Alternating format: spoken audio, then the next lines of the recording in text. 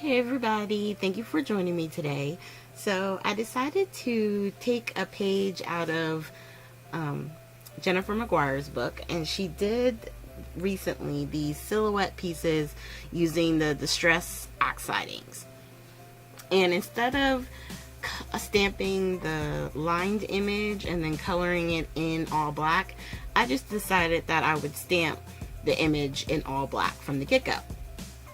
So I got the solid stamp from the Give Thanks stamp set from Concord and Knife that I got from the boutique, and I'm going to stamp it here using the foam mat underneath. And right at this moment I realized this is where I made my mistake. The initial stamp that I did, it wasn't crisp, it wasn't the crisp black, and to line it up and try and get it to land in the exact same spot using a block, it wasn't going to work. And then I tried putting it into the mini Misty there, and it didn't work. So I grabbed the big one, the bigger Misty.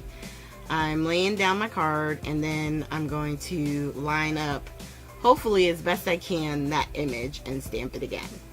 And when I did, it was perfect. So at this point, I was trying to figure out what I would do. Do I just slide the card and then lay down the piece?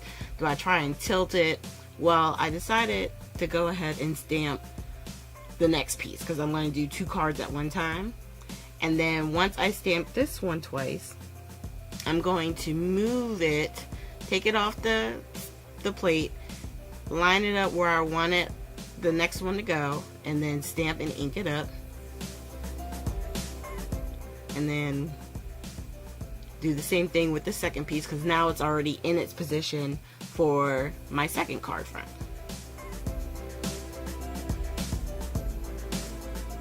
And with this one, I'm going to give you a tip ahead of time. Once you lay down your image, if you're going to use the solid ink, you can at this point either use the clear embossing powder and heat set it, or at least hit it with your heat tool, because there was a little bit of smearing. I didn't mind it, but if that's not what you're going for, the more muted tones, then you may not like doing this without doing the heat set first. But I didn't want to heat set it. I'm showing you there the embossing powder if you wanted to go that route. So in the boutique we have this post-it tape. I think in the boutique though it's in the white. I happen to have yellow in my stash, but it works the same exact way. And all I did was I'm using the grids off the grid paper that I'm using, and to line up my spots so that way I have a nice even center stripe that we're going to create using the distress inks, the distress oxides, excuse me. So I'm just going to blend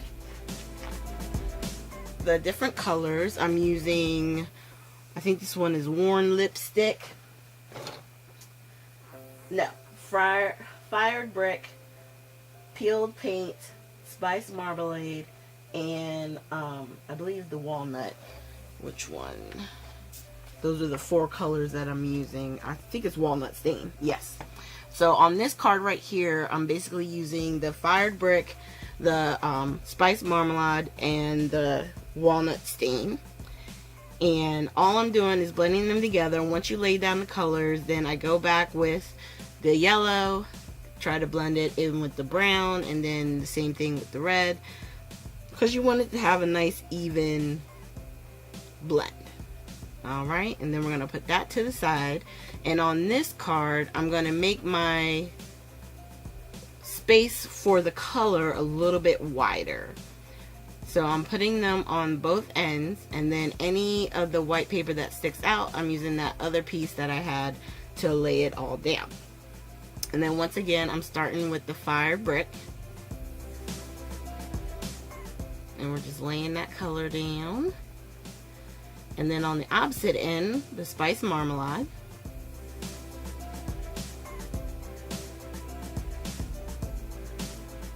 And if you did do the embossing on your solid pieces, you would just take a little, paper towel and wipe it off, and it would become vibrant again.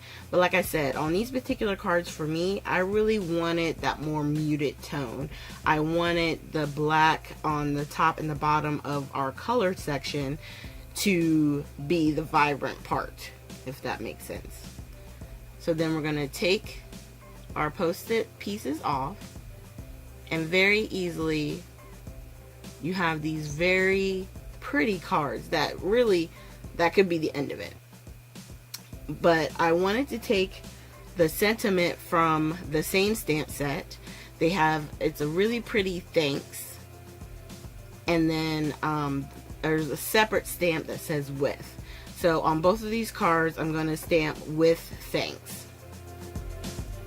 And what I'm doing there is, I had already laid down the thanks when I realized, you know what, I think I want the with. So I'm just placing it, trying to get it into the right spot and making sure that it looks like it's going to be straight. Just going over our paper with the EK Success tool, because I am going to put the clear embossing powder over top of this and heat it up. And then once we're done stamping, we're just going to go ahead and pour the embossing powder over top of it.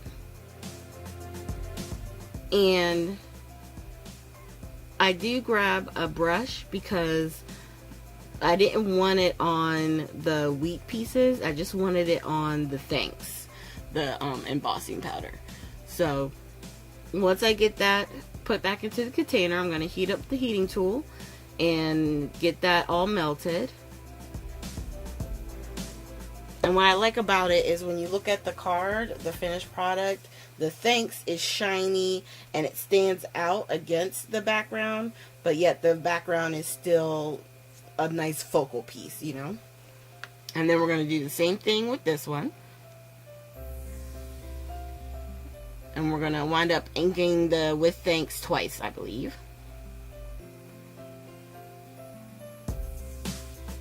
And then the same thing, we're going to cover it with the clear embossing powder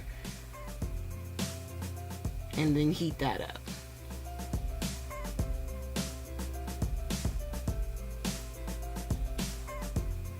And just cleaning off, making sure there's no powder any places where, I don't want it to be. And then once I get that cleaned up, once again, just heat this up. And then we're going to go ahead and get our cards put together. I am going to clear off the grid paper only because I didn't want to get Distress Oxide ink anywhere that I didn't want it to. Didn't want it to go. And that's the one thing, when it's a pigment, it has pigment qualities. So if your hand touches it, there's a good chance, if you get it on your fingers, you're going to put smudges on your card. So I was trying really hard to make sure that, I didn't smudge or have any ink go in places that we weren't trying. So for the card itself, we're doing an A2 size, which is 4 1/4 by 5 1/2. And we're doing a horizontal top card, like that's how it opens. And I grabbed some Nouveau drops that I felt like went or matched closest to the colors that we used, and I'm putting 3 dots of each color. So the brown this is the only one I used the brown on. Now I will say that the yellow one squirted out, and it was because it had when I closed it up the last time I used it, it dried, so I had to get the air bubble out. And I definitely suggest that you have a little test piece on the side that you can squeeze out any air bubbles, before you start going to the actual card piece itself. And then there's the card. And we're going to do the same thing with this one, except instead of the brown, we're going to use the green. And doing 3 of each color again.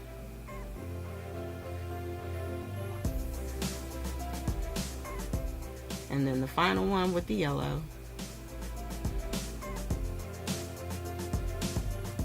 And that one, I'm trying to fix it with my nail. It did go a little bit flat. It wasn't as perfectly round, but I just kept going. Because with some of these, when they dry, you can take like a palette knife and kind of scrape it off and do it again. So I will check it in the morning, and if it looks too horrible, I will definitely be scraping it off.